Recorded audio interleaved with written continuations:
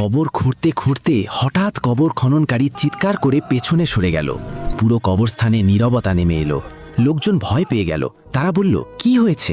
কোনো সাপ বেরিয়েছে নাকি? কাঁপতে কাঁপতে সে বলল, না, সাপ নয়, এই শুকনো মাটি থেকে গোলাপের সুবাস ভেসে আসছে। সবাই বিস্মিত হয়ে গেল। মৃতদেহ তখনও ঘরেই ছিল, কিন্তু খালি কবর থেকেই সুগন্ধ ছড়াচ্ছিল। সবাই দৌড়ে সেই লোকটির বাড়িতে গেল। তারা বলল, ভাই, তিনি এমন কি আমল করতেন? তিনি তো একজন সাধারণ দিনমজুর ছিলেন, রাস্তার পাশে কাজ করতেন। ইমাম সাহেব মৃত ব্যক্তির স্ত্রীকে জিজ্ঞেস করলেন, বলুন হে বোন, আপনার স্বামী কি এমন কোনো আমল করতেন? স্ত্রী কাঁদতে কাঁদতে একটি গোপন কথা প্রকাশ করলেন। তিনি বললেন, আমার স্বামীর তেমন কোনো আমল আমার চোখে পড়েনি, কিন্তু তিনি কাজ করতে করতে, চলতে ফিরতে তার ঠোঁট সবসময় নড়ত। তিনি প্রতিটি নিঃশ্বাসের সাথে নবী করিম সাল্লাল্লাহু আলাইহি ওয়াসাল্লামের উপর দরুদ শরীফ পাঠ করতেন। ইমাম সাহেবের চোখে পানি এসে গেল। তিনি বললেন, নিশ্চয়ই